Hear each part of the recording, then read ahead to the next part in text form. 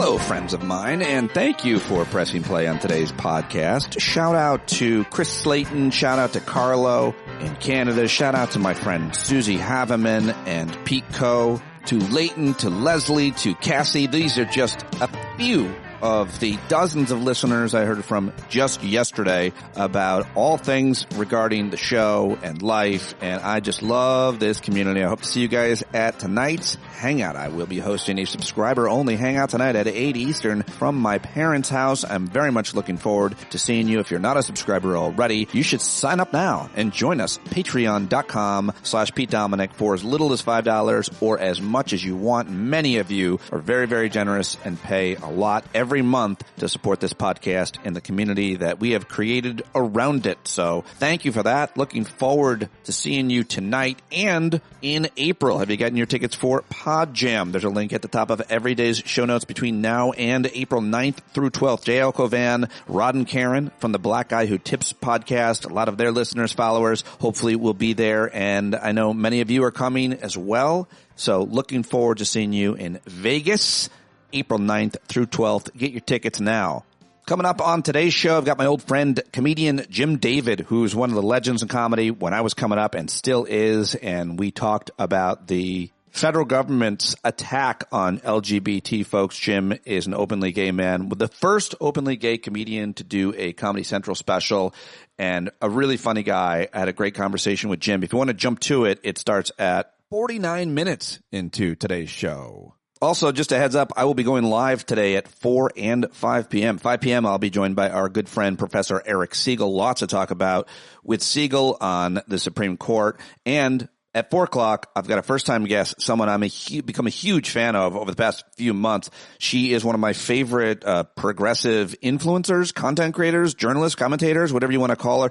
We'll see how she identifies exactly most adequately. But yesterday, she was meeting with a whole bunch of Democratic senators in Washington, and you might know her as Amanda's Mild Takes. Amanda Nelson will join me on the show for the first time today at 4 live. At least that's the schedule, so hopefully we don't have any changes and you can tune in. She's great, and of course Siegel is always awesome. Looking forward to both of those today, and then the Hangout tonight at 8 p.m. All right, those are the announcements. I think that's all I wanted to tell you. This is an ad-free show. I can't do it without your support, so please sign up and support the show. One more time, one more plug for the show, and now we have to get to what we do every day here on Stand Up, the headlines, the clips, and then we get to my interview with Jim David on today's show. Let's start with yesterday. It was a very, very busy day. Huge day in news, and that is outside the hours-long testimony from our cartoon villain attorney general and woman who acts like a scorned, cornered child, Pam Bondi. Even without that yesterday, there were so many other headlines, and I got to get to them now, so let's do it. Starting in British Columbia, Canada, where they do not have many shootings, much less mass shootings, and a deadly mass shooting scarred this remote Canadian town yesterday. Canadian police spent the day searching for a motive after a shooter killed 8 people and injured several others at a school and a home in a town called Tumbler Ridge, British Columbia, and then killed herself. Officials identified the suspect as an 18-year-old Jessie Van, well, I won't say the name, and said that she was biologically born male and began transitioning to female 6 years ago. The police said they had been to the suspect's home on a number of occasions over the last several years dealing with concerns of mental health. So there you go, folks. That is going to be something we're going to have to hear about for a long time as a result of the shooter being a trans girl. The scale of the shooting, the third deadliest in the country's history, was devastating for the remote, close-knit community of just 2,400 people on the eastern flank of the Rockies. And reached out to a friend of mine in BC yesterday, and our other Canadian friends, Carlo and I, talked, exchanged emails about it as well. Just a horrific, tragic shooting, and the fact that the shooter was trans makes it that much more complicated. Also, terrible news while we're doing terrible news. The actor James Van Der Beek died yesterday. He's 48 years old. He had colorectal cancer, apparently, and is really sad for a lot of people our age, I think. So I just saw that, wanted to mention it. I don't always talk about when artists and actors pass away or other more important contributors to society, but I thought I'd mention that one here at the top in case you didn't know. Authorities continuing to search for Nancy Guthrie and that is grabbing all kinds of headlines, attention, and eyeballs, I know. That's a crazy story, not one that I pay much close attention to, but I know many others are, and I wish they weren't, because it's just horrible. Just there's so many other things that are happening, and I always think editorially here on the show in terms of the news, I try to talk about things that impact a lot of folks, most of us often, all these issues, and that is a tragic, horrible situation, but doesn't, I don't think, impact most of us except for the amount of coverage that the media and attention media is giving it, which is arguably can create more of these style crimes, one might say. Day 5 of the Winter Games. I don't really do any stories really here about the Olympics. There's a lot of great coverage of that from a number of media outlets, but I've been enjoying it here with my parents. It's always kind of on in the background. Mom and Dad like watching almost all these events. It's pretty funny to listen to my dad go, I have no idea what the hell's going on with this luge shit. I mean, what is this? Is this their second run? Anyway, my mom goes, why are they on top of each other? It's fun just overhearing their conversations, and I'm just so grateful to be able to. All right, so moving on. Let's see, what else do I have for you headline-wise? Really important stories yesterday that, like I said, are getting overshadowed, including this bizarre story out of Texas yesterday. I know a lot of you were paying attention to. The FAA was forced to close El Paso's airspace late Tuesday after the Defense Department decided to try out a new anti-drone technology without giving aviation officials ample time to assess the risks to commercial airlines, according to several people briefed on the situation. And so just another unbelievably irresponsible mistake by this completely inept federal government. Yesterday, the House passed a terrible piece of legislation that will likely never become law because they would have to overcome a Senate filibuster. They did this in the last Congress as well, and they failed. But yesterday, still, it's worth mentioning, we have to mention, that they passed the, quote, Save America Act, which would, it's really a kind of a white supremacist act, but it would dramatically change voting regulations by requiring proof of citizenship at voter registration and significantly curtail mail-in voting, to say the least. Whether the Senate even votes on this bill, but it still matters that they passed it. The House previously passed a version of it in 2024. The Southern Poverty Law Center estimates that 21 million Americans neither have a copy of their birth certificate nor a passport, so those potential voters are more likely to be people of color, poor people, according to the organization as well. The whole point of it, of course, is to restrict who gets to vote in the country. And that is all I've got to say about that, because I want to move on to a story that broke late last night. You probably haven't heard about. The Schittler administration yesterday fired a U.S. attorney hours after he was appointed by federal judges. The guy's name is Donald Kinsella. He was appointed the U.S. attorney in New York's Northern District to place a guy named John Sarcone III, who left his post as the acting U.S. attorney after a judge blocked John Sarcone III from any further involvement in the investigation of New York Attorney General Letitia James, claiming he was not lawfully serving in the office at the time subpoenas were issued in the case. Now, within hours of this guy, Donald Kinsella's appointment, he received an email from a White House official who claimed he was being removed from his post. He told the New York Times that he was unsure whether the email could legally constitute his firing, claiming he would speak to the district judges who appointed him before taking any steps. But then Deputy Attorney General and horrible, horrible sycophant, longtime private lawyer of Alexander Scamilton, Todd Blanche, seemed to feel the email did carry legal weight. He replied to a post that broke the news, and he wrote, "Judges don't pick U.S. attorneys. The president does. See Article 2 of our Constitution. You are fired, Donald Kinsella." What a dick. What an unbelievable piece of shit. But a huge news story that matters for a lot of reasons. The move on the part of the administration continues their long battle over the appointment of U.S. attorneys. In December of last year, of course, Trump's other personal lawyer, Alina Habba, was barred from her previously held post as New Jersey's top federal prosecutor after a federal appeals court upheld a lower court decision found she was unlawfully serving in her position. His other good friend, lawyer Lindsay Halligan, who he handpicked, was also deemed to have been unlawfully appointed. See, he can't get lawyers to commit his crimes for him working in the Department of Justice or in these federal courts. He can't do it. And it's getting a lot of pushback from federal courts, and it matters. It matters a lot, and I'm happy to see it.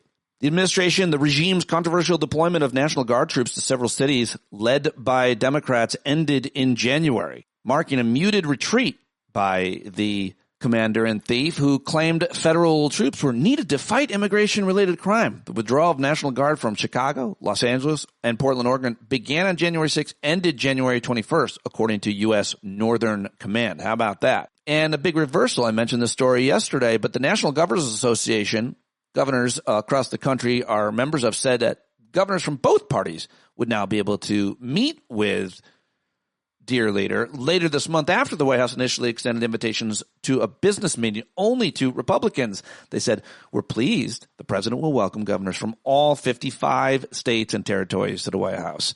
So, still unclear if every governor will participate in this stupid event. Well, it's an important event, but when it's led by these people, it's pretty stupid. The state government of Michigan was within its rights to refuse a request from the regime to hand over personal information from state voter rolls. Very important story. Federal judge ruled this yesterday in a 23-page opinion.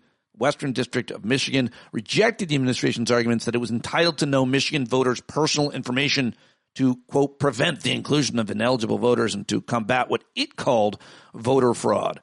And yesterday we learned of an unexpected deployment. The U.S. is sending 200 troops to Nigeria to train the country's military to fight Islamist militants weeks after Orange Julius Caesar accused the West African government of failing to protect Christians from terrorist attacks, according to officials yesterday.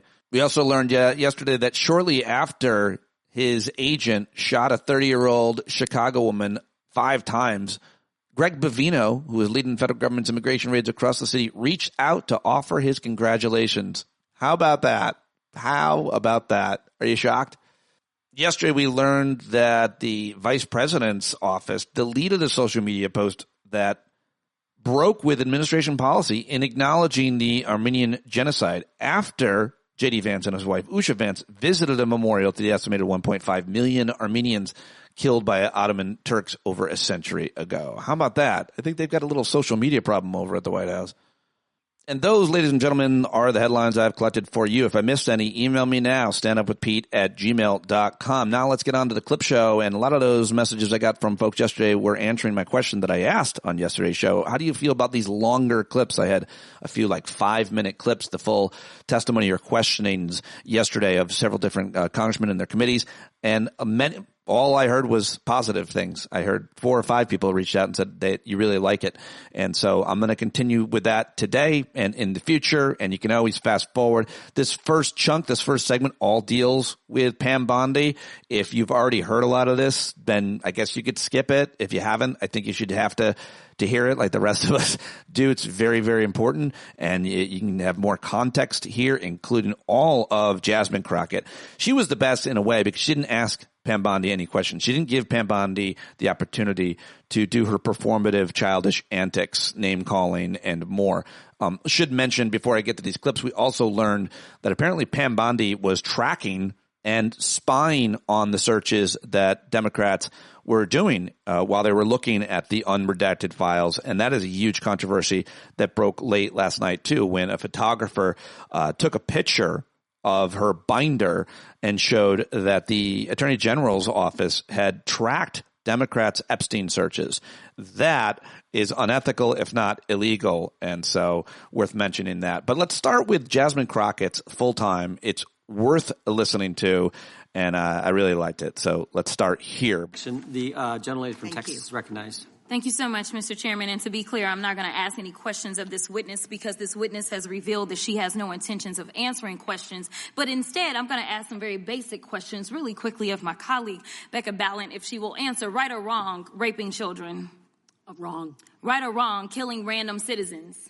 Definitely wrong. Right or wrong, enriching yourself as the sitting president of the United States. Definitely wrong. Okay, thank you, because I probably never would have got that with our witness. Our witness who somehow is a lawyer but does not understand how it works with witnesses. I'm not really sure what law school she went to and what all kind of cases she tried, but typically when you come into a space and somebody's a witness, then they sit there and they answer questions instead of asking questions. And then we also have this objection that we use as lawyers called non-responsive when a witness fails to actually answer the question. But nevertheless, let me address the survivors, because that's exactly who they are. They are not victims, they are survivors. Let me say thank you for having more courage and moral clarity in your pinky fingers than the entire Department of Justice. We are currently the laughing stock of the world, partially because of the failed leadership within the DOJ, as we see kings and queens falling everywhere around the world. But we don't know the basics of right and wrong in this country, because it's not about partisanship. And that's why I applaud Thomas Massie, because he's the only person on the Republican side that has a backbone and knows how to stand up to corruption. But nevertheless, let me keep going. My Democratic colleagues have been attacked this entire committee hearing. They have been lied on. And frankly, the American people weren't looking for that. They were looking for answers about the corruption that they see coming from this administration. In the written testimony of this witness, of this particular witness, she stated that when she took office, she had two main goals. The first was to end the weaponization of justice, and second, to return the department to its core mission. Not only have you lied about both, you've intentionally done the exact opposite. You're spending more taxpayer resources arresting journalists than you are prosecuting pedophiles and creeps. In fact, your boss, the President of the United States, stated that this administration, quote, took the freedom of speech away. And at your direction, DOJ has arrested Don Lemon and Georgia Fort. And I might add that y'all actually had a judge that rejected y'all for trying to arrest Don Lemon before, just like the grand jury rejected y'all as it relates to Senator Kelly, just like a grand jury rejected y'all as it relates to Senator Slotkin, just like the case against Tish James was dismissed and the case against Mr. Comey was dismissed. I completely don't get how it is that you're sitting at the top of DOJ, because you don't seem to be good at your job. You're spending more taxpayer resources arresting these journalists. In fact, we know after Georgia Fort and Don Lemon were arrested, we know that there were homes of journalists that were raided. We know that threatened prosecution against students protesting your actions and forced tech companies to remove apps used to track ISIS activities. But let's circle back to you protecting pedophiles and creeps, because I want to talk about the president and his possible involvement with Jeffrey Epstein. Now, I don't know what the president might have done with Jeffrey Epstein, but unlike this administration, I believe that facts matter. So let's talk about the facts. Fact number one, Donald Trump is one of the most named people in the Epstein files. At least 5,000 files contains more than 38,000 references to Trump, his wife, or Mar-a-Lago. Fact number two, Jeffrey Epstein and Ghislaine Maxwell made young girls available to Trump on multiple occasions. For example, according to this file, Ghislaine Maxwell presented a young girl to President Trump who spent more than 20 minutes apparently flirting with her. Here's another example. This shows notes from FBI investigators that describe Jeffrey Epstein transporting a victim to Mar-a-Lago to meet with President Trump, where he bragged to Trump that, quote, this is a good one. Now, I'm not saying that the president is a pedophile, but there is a lot of evidence in these files that suggests that he's very close friends with a lot of men who are pedophiles. What's crazy about all of this is just that this is a big cover-up. And this administration is engaged in it. In fact, this administration is complicit. But there are numerous others, like how the DOJ is attempting to obstruct justice in the investigation of the rogue agents who have murdered American citizens, or how the DOJ seized voter data from Fulton County in an attempt to steal the 2026 midterm elections, or how federal agents have Tom Homan on tape accepting a bribe and your agency killed the investigation, or how your agency is ready to give the president a $230 million payday, which is unconstitutional. The Constitution is clear. The president shall not receive any payment except his salary while in office. The fact of the matter is that you will be remembered as one of the worst attorney generals in history. An attorney general who has prioritized obstruction over justice, corruption over the law, fealty to the president over loyalty to the Constitution. And Mr. Chairman, I will yield. Gentlelady yields. Gentleman from Missouri is recognized. Excuse me. Hoo-wee. Love that Jasmine Crockett. So good. I like the tactic. I like everything she covered. She covered pretty much everything in that, and I thought that was very important, and that's hard to do. Now let's go to one of the ugliest, arguably, there were so many ugly moments, but this is one of the ugliest arguments. Congressman Jerry Nadler, who I was just hanging out with on Saturday night at the Human Rights Campaign dinner in New York for LGBT folk. He was the one who was, it was his turn to question, and then he gets into it. You hear the chairman, Jim Jordan. You hear, of course, the ranking member, Jamie Raskin, and then Pam Bondi screeching as well. This is probably arguably the ugliest moment. You showed it. I find it. How many have you indicted? Excuse me. I'm going to answer the question. Answer my question. No, I'm going to answer the question the way I want to answer the question. No, Your you're going to answer theatrics the are question ridiculous. the way I asked it. Chairman Jordan, I'm not going to get in the gutter with these people, but I'm going to answer the question. How many have you indicted? Again, the time belongs to reclaiming my time. The time belongs. I think it's very interesting. Reclaiming my time. I think it's very interesting. And you can when reclaim he your talks time, about they indicted, the president said they indicted him twice. Mr. Chairman, please stop the clock and restore his time. Okay, here we go with these Committee will be in order. theatrics. The time belongs to the gentleman from New York. We will give you a few more seconds. We will do that. But when you ask a question, the witness gets to answer. You may not like the answer, but she gets to answer. The question was, how many of Epstein's... They don't like the answer, Chairman, reclaiming my time. because it's honest. So he asked a 4-minute question. Restore 45 and seconds, I am Mr. Nadler, going please, to Mr. Chairman. answer. You can let her filibuster all day long, but not on our watch. Not on our time. No way. And I told you about that, Attorney General, before you started. You don't tell me Yeah, I anything, did tell you because we saw what you did in the Senate. You're a lawyer, not even a lawyer. Committee will be in order. Time, and I should get back at least 45 seconds. We will give you a few more seconds. I said that already. 45 seconds. Okay, I'm timing right now, Mr. Nadler. All right. Reclaiming my time. The answer to my question, how many of Epstein's co-conspirators has she indicted, is 0. 0, indeed. It's a giant cover-up. Listen to Congressman Ted Lieu. He really goes all the way against Trump. This is very good. I want to discuss another man, Donald Trump, who is all over the Epstein files. Like former Prince Andrew, Donald Trump attended various parties with Jeffrey Epstein. I want to know, were there any underage girls at that party or at any party that Trump attended with Jeffrey Epstein?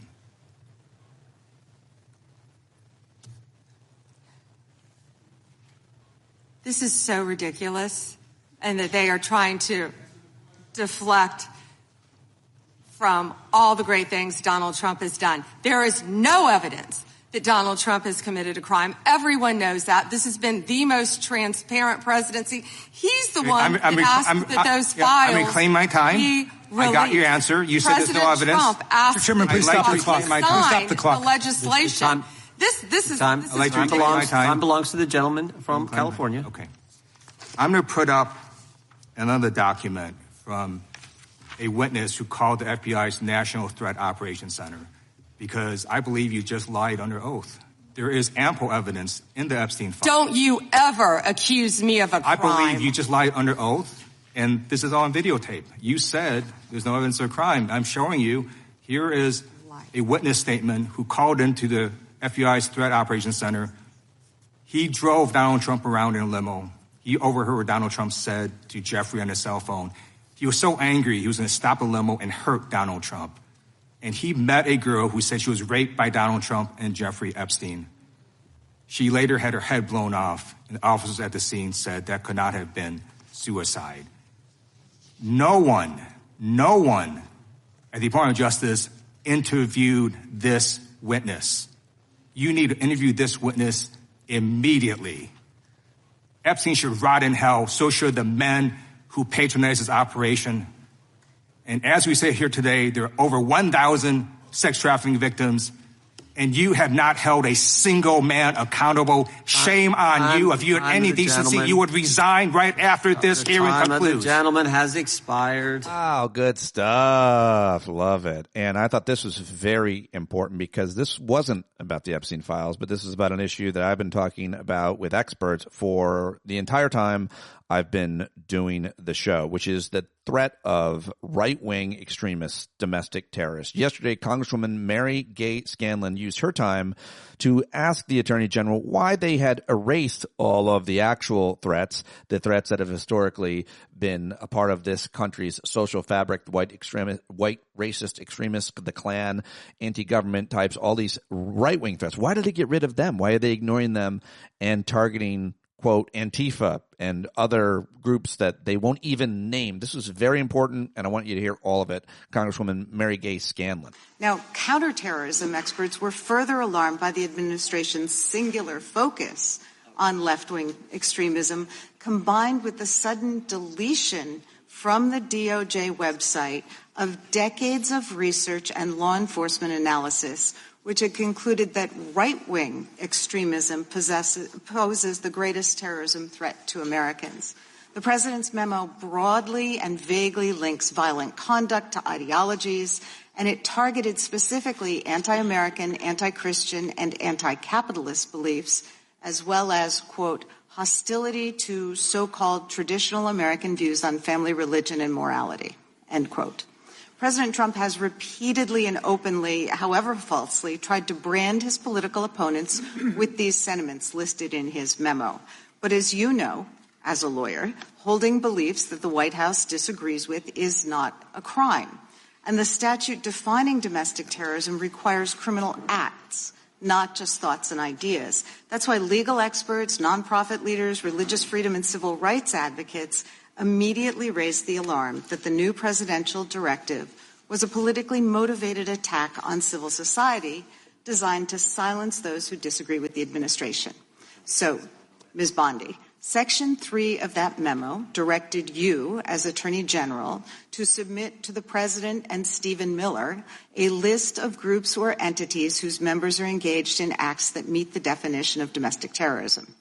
And then on December 4th, you directed the FBI to work with a variety of law enforcement entities to compile a list of groups and entities engaged in such acts by January 3rd, 2026, and to update that report every 30 days thereafter. So can we assume that you or persons under your direction at the Department of Justice have prepared that list of groups or entities who are designated as domestic terrorist organizations? And I just remind you that's a yes or no question. Did you prepare the list? I'm not going to answer it yes or no, but what I will say is I know Antifa is part of that. I will talk to you about that. I'm reclaiming my time. I asked you whether you an Antifa member was arrested in Minneapolis federal court for my time. Did you have ask a question and don't want an answer? The answer is yes or no. Time belongs to the gentlelady from Pennsylvania. Gentlelady can proceed. Okay. So will you commit to providing this committee with any list of organizations that you have recommended be designated as domestic terrorist organizations? We will comply with the law in all matters. Will you commit to provide this committee with your list of entities that you recommend be designated as domestic terrorist organizations? I'm not going to commit to anything to you because you won't let me answer questions. Okay. Well, then we do understand that your current position is that you have a secret list of people or groups that you are accusing of domestic terrorism, but you won't share it with Congress. And I'd remind you that when the U.S. government designates an entity as a foreign terrorist organization, it must report that to Congress and to the entity, because the government can make a mistake and the entity has the opportunity to contest it. So your position seems to be that if you falsely designate an American or an American organization as a terrorist group, there's nothing they can do about it. I think we get it. You don't want to answer the question. No, you don't get anything regarding public safety. Thank you. Nothing. Thank you for the insult. It's clear you didn't come to Congress prepared to answer questions that the American people have every right to have answered. But if you were prepared to answer truthfully, here's what we expect the facts to show. The administration is keeping lists of Americans who the White House says are engaged in domestic terrorism. Those lists could include Americans who have not committed any acts of terrorism, but simply disagree with this administration, people like Renee Good and Alex Preddy. And your list may include clergy, elected officials, and members of indivisible groups across the country. And those lists likely don't include Proud Boys or Oath Keepers who were actually convicted. Americans have never tolerated political demagogues who use the government to punish people on an enemies list. It brought down McCarthy. Time of the gentlelady has expired. It brought down Nixon, and it will bring down this administration as well. And you're right. That's why we're so glad they rescinded the... All right, shut up. And finally, not finally, I don't know why I said that. Let's move on to Thomas Massie, the only Republican who was critical, and the reason, probably, arguably, from the Republican Party that we have Epstein files at all. All the Democrats, I believe, voted for it, but I think he was one of the Republicans. Well, they all unanimously, I think, voted maybe but one, but obviously Thomas Massie led the way. You know what I'm talking about. I'll just shut up. Here he is. Thank you, Mr. Chairman. Behind me, I have 3 documents from the DOJ production that are emblematic of the massive failure of the DOJ to comply with the Epstein Files Transparency Act. To my right is an email that was sent by the victims' lawyers to the DOJ. It was a list of names not to redact, a list of names not to release. What did the DOJ do with this email? They released this email in the document production. Literally the worst thing you could do to the survivors, you did. And they're getting phone calls. A lot of these people didn't want to be known. And we know you touched the document because you redacted one name and you redacted the lawyer's name, but you left the survivor's name there. The next document I want to show you, that was in the title, the victims' survivors' names, all right? The title of this one is Child Sex Trafficking, Co-Conspirators. Fully redacted. And by the way, I'm going to unredact them here. Les Wexner is in this. Now, your your deputy attorney general said, oh, well, he appears hundreds of times in the files. But he doesn't appear in this file until I forced you to release it, where he's listed as a co-conspirator, not to tax evasion, but to child sex trafficking. Not to prostitution, not to money laundering, child sex trafficking. And then finally, what we have here is the third exhibit that I have is emblematic of the FD 302 release. These are the documents that we need that you're holding on to and over-redacting because they have the names of the men who are implicated. How do we know? Because the survivors gave testimony to the FBI, and it's in there. And what happens when you go to the portal at the DOJ to look at what's behind this redaction? Another redaction. So we can't even see them. And then there's some of these files you've pulled down from the website that we will never see because we can't search the redactions. So I have several questions for you. Who's responsible? Are you able to track who in your organization made this massive failure and released the victims' names? Are you able to track who it was that obscured Les Wexner's name as a co-conspirator in an FBI document? Do you have that kind of accountability? I believe Wexner's name was listed more than 4,000 times.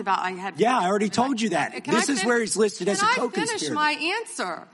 Come on, let me finish my answer. We corrected that within 40 minutes. He was already, you're acting like everybody's trying to cover up Wexner's name. Reclaiming my time. I'm going to answer this question. Reclaiming my time. Mr. Chairman. This is how this works. Can I have my time back? Mr. Chairman. The gentlelady can give her answer. The time belongs to the gentleman from Kentucky. All right, I'm reclaiming my time. Can I give my answer? So I'm going to put the language of the bill up on the screen. Chairman, may I give my answer on that? It's a political joke, and I need to give my answer on that. We'll let the Attorney General respond, and then the gentleman can move to his next question. It's my time. Within 40 minutes, you asked me a question. Within 40 minutes, Wexner's name was added back. Within 40 minutes of me catching you red-handed. Red-handed? There was one redaction out of over 4,700, and we invited you in. This guy has Trump derangement syndrome. He needs to get. You're a failed politician. You need to get on to watch the matter. Mr. Chairman, please restore his time and remind the witness of the rules here. There is no credible information. None. If there were, I would bring the case yesterday that he trafficked to other individuals. Is that your position as well? My position is any victim who comes forward, of course, we would love to hear from them. 1-800-CALL-FBI. Did you ask Merrick Garland that the last 4 years? Did you talk about Epstein? I'm reclaiming my time. I'm glad you're asking about Merrick Garland. You don't get to reclaim time this is bigger than Watergate. When I don't answer a question the way this goes over 4 administrations. You don't have to go back to Biden. Let's go back to Obama. Let's go back to George Bush. This cover-up spans decades, and you are responsible for this portion of it. And that's now, where the I want to know at what point did the FBI and the DOJ decide that Lex Wessner was not a co-conspirator? Because our Epstein Files Transparency Act requires you, please put it back on the screen, please, to release the internal decision about whether to prosecute him or not, and it's not in the files, and it's not in the files for any of these other men. Time of the gentleman has expired. May she answer?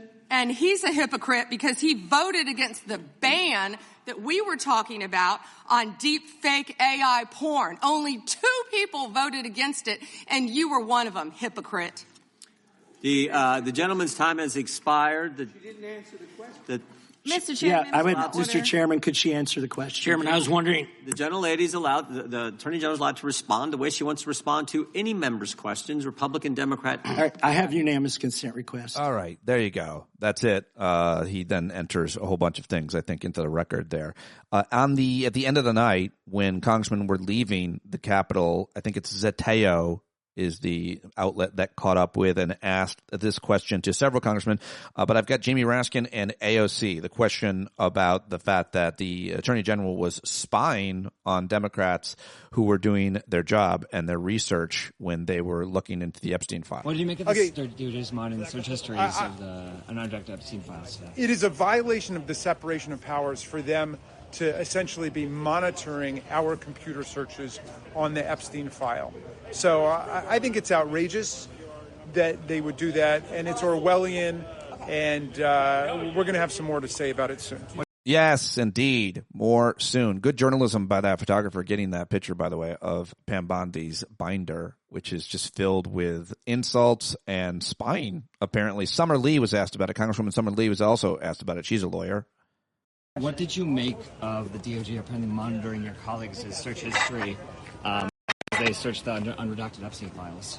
Yeah, I mean, obviously, I think we have to use our terms properly, because sometimes they do things that aren't on its face, look illegal, but are obviously a problematic thing, right? It is a gross abuse of our ability to do and conduct oversight.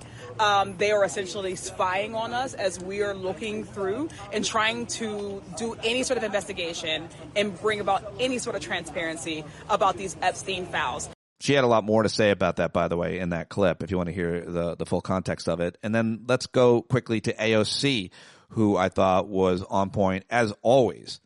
I think that we all saw today the performance that she had. She was screaming, thrashing, and I think it is because she knows that she is implicated in a massive cover-up to protect a powerful ring of pedophiles through the redactions of the names of perpetrators, the holding of 3 million files, the moving of the unexplained moving of Ghislaine Maxwell into a new cushy facility. All of these things are what she personally oversaw, and that's before even digging into whatever questions may arise from her history in Florida. And I think that her thrashing and her very erratic performance today pointed to the fact that there are real questions that point to the DOJ under her leadership and her leadership specifically, as well as her role in all of this. Yes, great points. Really very important. All right, those are all of the audio clips I've got related to Pam Bondi, except for the comedians coming up. I got The Daily Show and Jimmy Kimmel.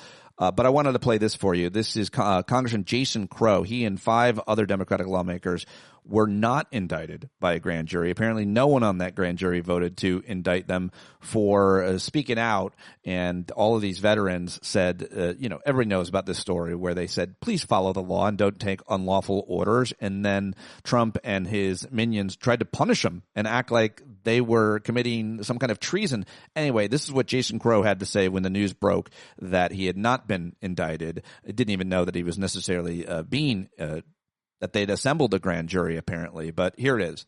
I just found out that Donald Trump's DOJ tried and failed to indict me before a grand jury. They were trying to send a message that if you oppose them, if you step out of line, that they will crush their political enemies. But they failed, and they will always fail. I went to war 3 times to this country as a paratrooper and an Army Ranger. I will never back down from my duty. But this isn't about me, because they were trying to send a larger message that if Americans get out of line, if they dare oppose them, if they dare speak up and exercise their constitutional rights, that they will be crushed. But they're wrong. They think that fear is contagious. But here's the bigger lesson. Courage is also contagious. The American people are stepping up. They are rising up. They are organizing and mobilizing against this rising tyranny. We will continue to push back. The tide is turning, and accountability is coming.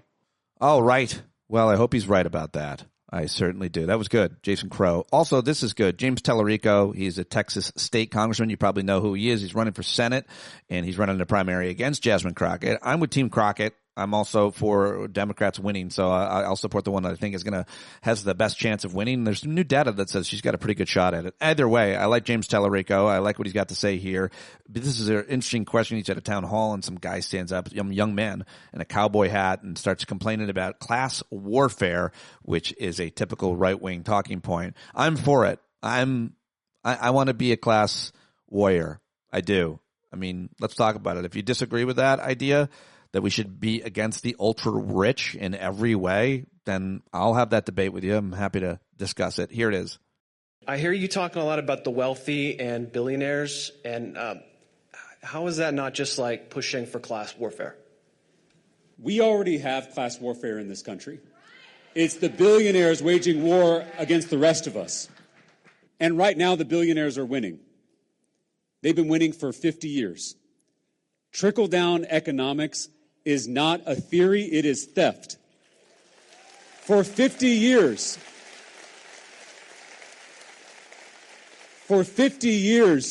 the billionaires have been stealing from the American people, stealing the wealth that we created.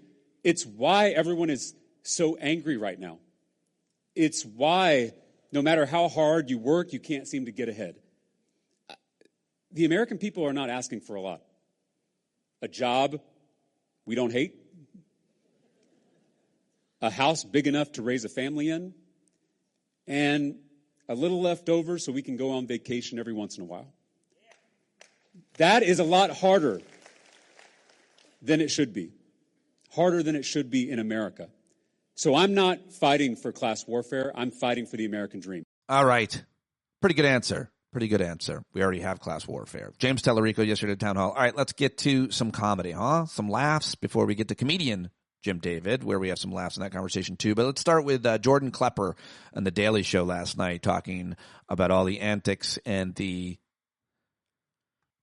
spectacle that was the Attorney General's testimony yesterday.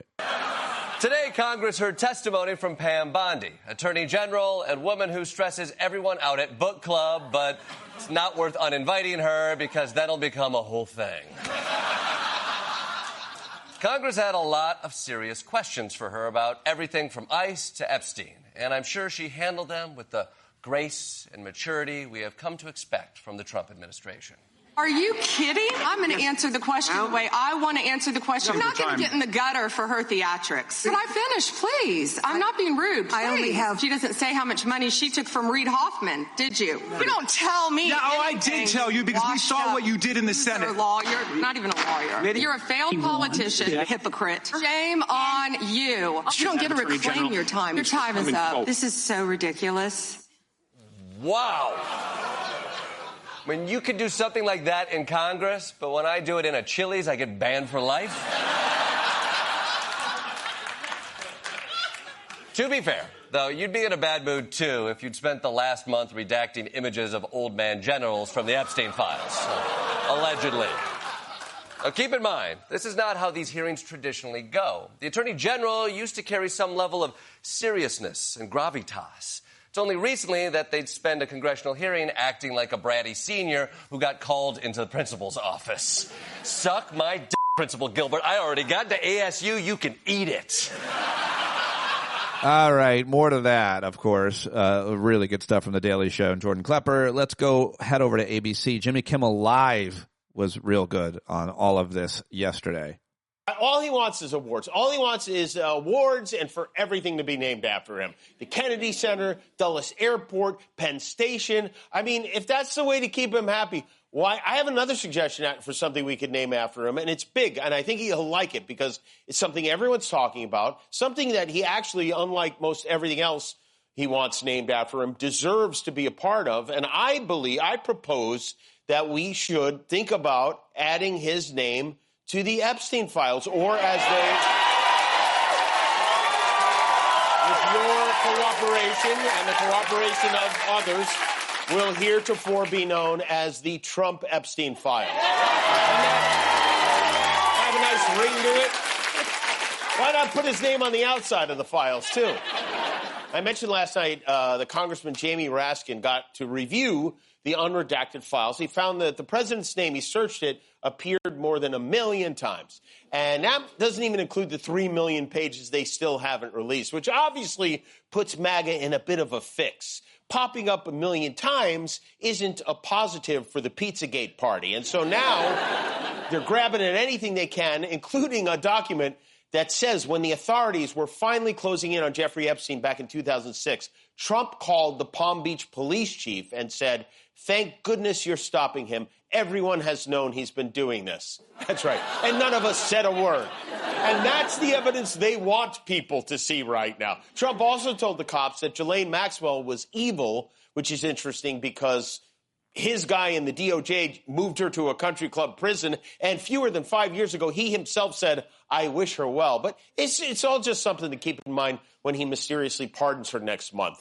Today, it was Attorney General Pam Bondi's turn in the hot seat. And this woman, she's something. This is the kind of woman who, if you lived next door to her, you'd move. You wouldn't even argue with her. You wouldn't you just relocate and never go back to the block. Pam Bondi, who famously said back in February of last year that she had Epstein's client list sitting on her desk, somehow that list disappeared because those names are now redacted, and this hearing has been on the books for weeks. But the stakes were especially high for Pam because there are reports that Trump was complaining about her for not doing enough to punish his enemies or administer his enemas. So Pam Bondi, with the Trump Epstein files front and center now, had to butter that biscuit as bigly as she could. I find it interesting that she keeps going after President Trump, the greatest president in American history. They said it couldn't be done in 4 years, yet President Trump has done it in 1 year. The majority of the American people wanted Donald Trump because Donald Trump, the Dow right now is over. The Dow is over $50,000. I don't know why you're laughing. Have you apologized to President Trump? He is the most transparent president in the nation's history. That's right. He's so transparent, you had to black out his name like 1,000 times. But Pam was so offended by the line of questioning, she got confused. I think she forgot what branch of government she serves. Americans' 401ks and retirement savings are booming. That's what we should be talking about. That's right. You're all so caught up with pedophilia, you're not even thinking about your IRAs. All right, so much more to it, and a great monologue last night, as always, by Kimmel. And now, though, it's time to get to my guest. We were live yesterday, and you can subscribe and watch live at youtube.com/standupwithpete, as well as Facebook and Twitter and Instagram. I'm usually live and trying to figure out what happened with Substack, but I should be back live on Substack soon as well. But my guest today is a veteran stand-up comedian. He was killing and had an amazing career already when I had first started comedy in the late 90s in New York City. Jim David was one of the top comics performing at all of the best clubs in New York City. He's performed around the country. He's 71 years old, and he's from North Carolina. He grew up in North Carolina. He's also an actor and a writer and has released 5 albums most recently 2021's Gay Jokes for Straight Cruisers he taped on a cruise ship. It was number 1 on the iTunes comedy chart for a minute. And I love Jim. He was the first openly gay comedian to do a Comedy Central Presents special. I've always looked up to him in a lot of ways, and he had reached out to me and wanting to talk about news coming out of New York City where they took down the rainbow flags. The federal government did at the Stonewall Federal Memorial at the Stonewall Tavern in New York City. And so Jim wanted to talk about that, and I want to talk to him anytime. So I hope you like this discussion. You can watch it on YouTube. Here we go right now with comedian Jim David, who you should follow and support and buy his albums and all the rest, linked to in the show notes. Yeah. Look who I found. The great Jim David, one of my all-time favorite comics, one of the guys who was on stage killing a veteran comic when I first started in New York City. Every New York comic knows Jim David, every veteran comic. If you've been around, you know this legend. He has done so much. One of the first openly gay comedian to have a Comedy Central special, and lots to talk about and catch up with. I'm so happy you could join me. Thank you very much for doing this. How are you? How have you been? I'm good. I'm getting over a cold because I just got a cold yesterday when I returned to New York from Florida because I wasn't used to this, and this is nothing from what I understand. This is like better than what you guys had last week, right? It has been a real polar freeze, although I think it's a myth that the weather affects your health.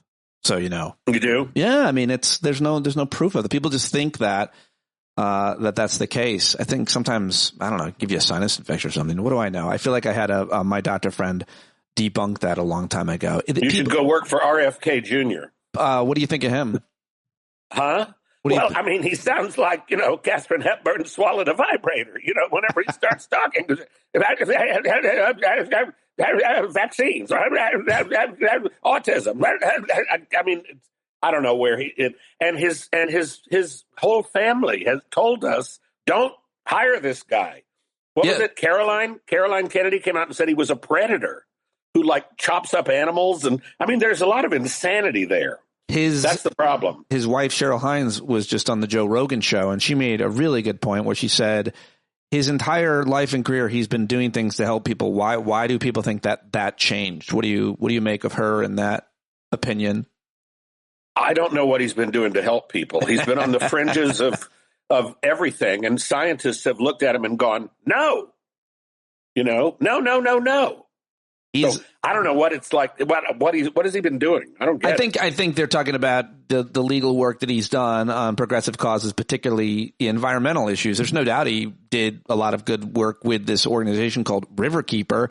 But, it's just like so many other powerful, successful people, particularly men, I guess, where you could be doing good. Maybe your work is good work. That doesn't mean that in the meantime, he was doing all kinds of horrific things to women. I mean, he's a terrible guy by many measures. So I'm not sure that it matters if your work was benefiting society or the environment in any way. If you're conducting yourself, as we've seen with so many of these powerful men, in private by abusing and exploiting women. Well, you remember Roy Cohn would hold parties and say, if you're indicted, you're invited, to the parties. I didn't know that was a phrase, but if you were in trouble, legal trouble. If you're indicted, you're invited. Yeah. He would have parties with all these criminals in New York because he was so flaunting of the law. But it's almost like in the Trump administration, it's like, if you're a sexual predator, we've got a job for you. Because there's a bunch of them, Pete Hegseth had to pay $50,000 or whatever to some woman, and then they get to deny that it was a problem. The great thing about Hegseth, the terrible thing about Hegseth, but the evidence for his terrible behavior, his mother, remember that? His mother wrote a letter to him just scathing. You're horrible. Telling him he's horrible to women, right? Son, you're horrible. Then apologized. Of course, or said he's gotten better now that he's gotten this. Then she had to apologize because they got to her. Right.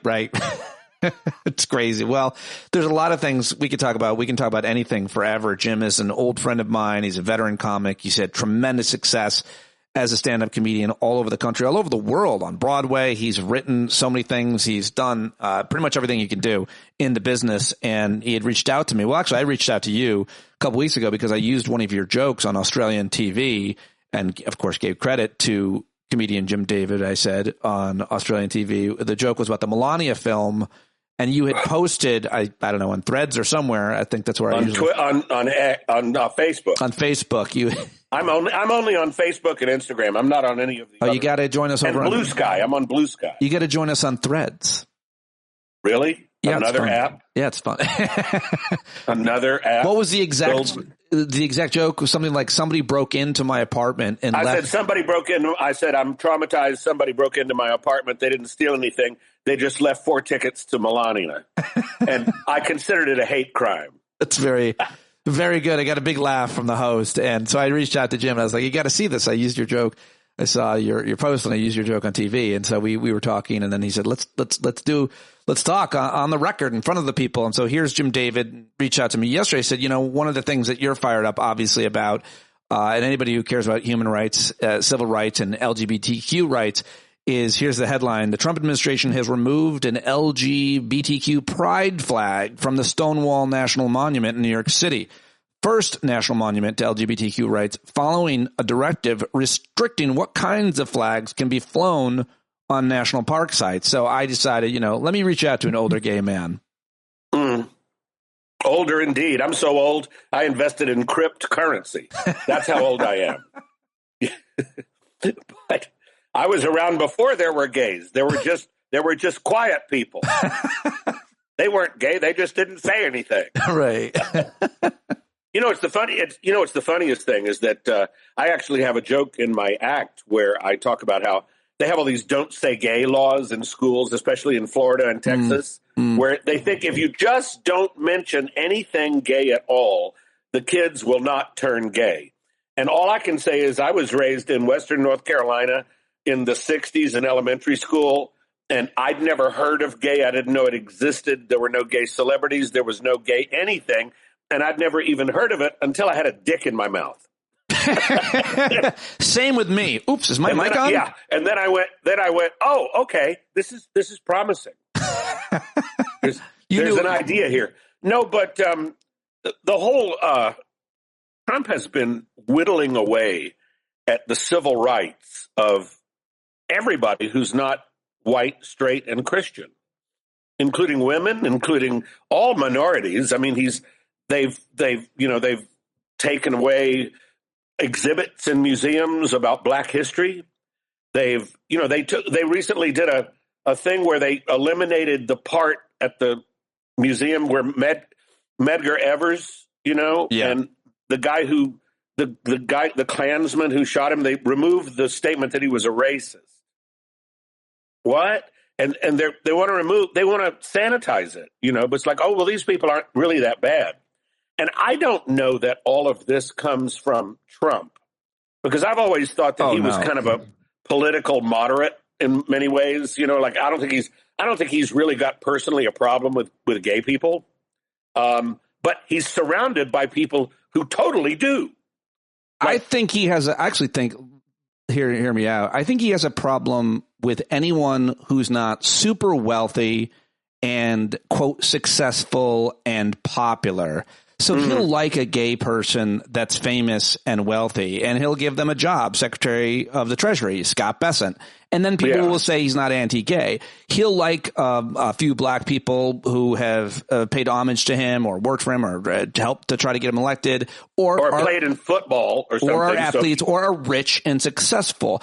And he'll like any attractive woman, I guess. But the bottom line is his people are anti-LGBT. His people are Christian nationalists. Yeah, well, the Heritage Foundation is, he's going totally on the Project 2025 playbook. He screamed before he got elected. He said, I've never heard about it. I've never read it. Nonsense. Of course he did. And of course he has, because they come in and tell him what to do. People tell him what to do.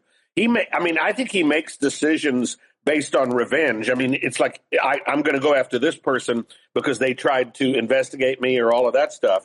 But all the other stuff, he has people come in there and tell him, Yeah, no, I think that we have to be clear with who is leading the ship, and whether it's any agency, but, people like Stephen Miller and so many other people that are cracking down on and doing everything they can to erase history as well as take rights. Take rights, hard-fought rights, voting rights, human rights, civil rights, worker protection rights, and so much more, environmental rights.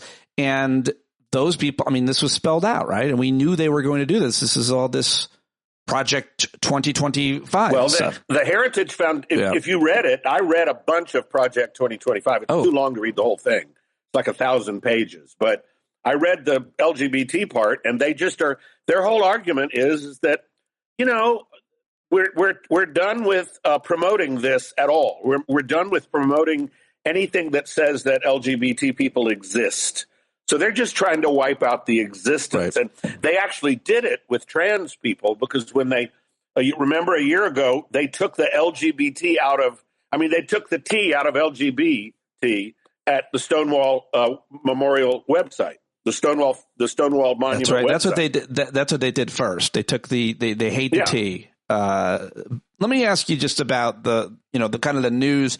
They've escalated now, not only by taking the transgender part of that term and history from the Stonewall, which is a national monument, by the way, and made by Obama. Yeah, Obama designated Stonewall, and Stonewall is a national monument to LGBTQ plus people and their rights and their struggle for rights, because that's where a lot of people still don't know this, Pete. I mean, I'm running into especially young people who don't know anything about Stonewall at all. I just watched a couple of quick documentaries knowing I was going to talk to you about it, but there's a lot of myths about it apparently. But you were about to say, but I mean, people credit the riots there with the birth of the gay liberation movement in America. Yeah, totally. Because what was going on was at the bar and at other bars around the country, police were raiding the bars and coming in and taking gay people away for just being gay and in public. You know, that was it. I mean, they would round up homosexuals or anybody that was gender nonconforming or whatever. They would round them all up. And, the Times of Harvey Milk, the movie, Harvey Milk, the Sean Penn movie, opens with this whole black and white sequence. You remember where I don't think I ever saw it. I don't like the gay stuff like that and heated rivalry, anything where people are like overtly gay. I don't choose to watch those things. All right. Well, I'll be saying goodbye now because I was planning on being overtly gay any second. Oh, I like stand up when it's overtly gay, but exactly. But no, the beginning of Milk was all these black and white actual films of gay people being huddled into paddy wagons. And they were doing that in Stonewall in 1968. And it had also been, Judy Garland had also died. So all the queens were upset. Right. That night was the night that Judy Garland died. So all the queens were upset, you said. And that was, they were. So they were together in solidarity and being, and humans. A bunch of people, especially trans people and cross-dressers and transvestites, whatever you want to call it at the time, they were the ones that fought back, and they threw the first bricks because they said, no, you're not going to take us away. You're going to let us be here in peace. And that's all there was. And that started the whole modern gay rights movement. And so that's what the monument is about. And so the fact that they moved the flag is like, well, you can be about it if you're indoors and nobody knows about it. Well, that's what I want to ask you about. Well, the flag in general, I mean, you have seen so much in your life on gay rights. And God. And we have come so far in a shorter period of time in terms of laws, and marriage equality and anti-discrimination and just culture and the way it's moved. The rainbow flag means so much to so many people.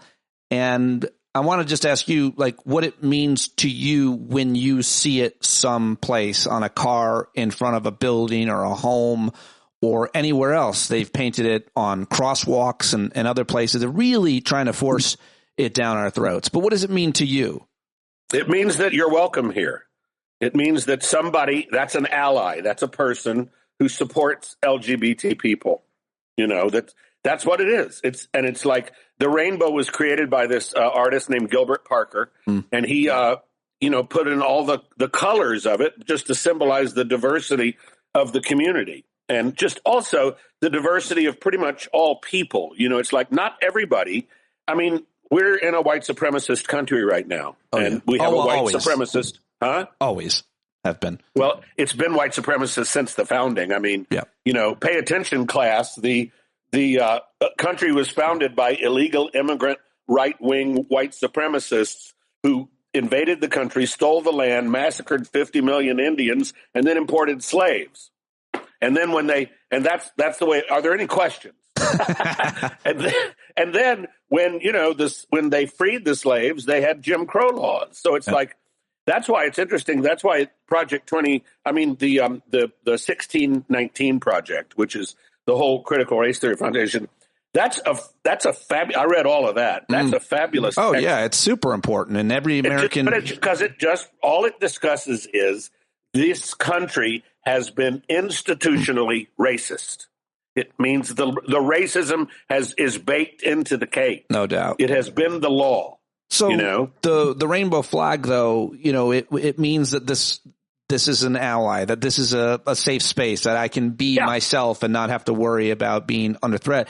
But I think particularly one of the things that's so sad, and this has happened in my kids' school district and all over the country, is the fact that so many have moved to get the rainbow flag out of the classroom. Because when kids are coming of age and becoming understanding about their sexuality, their sexual orientation, their gender identity, all of those things, you want kids to feel comfortable. You don't want them to feel like so many have, probably most, alone, scared, isolated, minimized, marginalized, in a way, putting themselves out for discrimination just for being themselves. That rainbow flag in the classroom, that rainbow flag for young people, Jim, what does that mean? And what does it mean when it's taken away?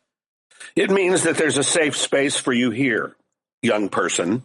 That means that, look, it doesn't have to be in the classroom on top of the blackboard, for everybody to see, but just somewhere. It just said, like, even on the door of the place that has a gay student union, which they're also trying to take away. Right. They're trying to take away all of that because because look, it's, again, I go back to Project 2025. This is an anti-gay document. And it is written by anti-gay people who only believe that children should be raised by a man and a woman, and that only a man and a woman is the legitimate union that should be recognized by the government and everybody else. And now there's a whole coalition of 47, religious right outfits who are starting a campaign to overturn Obergefell v. Hodges, right? V. Hodges, which is the marriage equality, gay marriage, legalizing marriage equality, and their arguments are the same specious stuff. It's bad for kids. And listen, I don't know about you, but I know a lot of really screwed up people, and all of them came from a mother and a father. They did not come from a gay relationship. Well, the few kids that I know that were raised by gay parents have got it together pretty much. And I'm not saying that they're better, but gay people are disproportionately more educated, more affluent.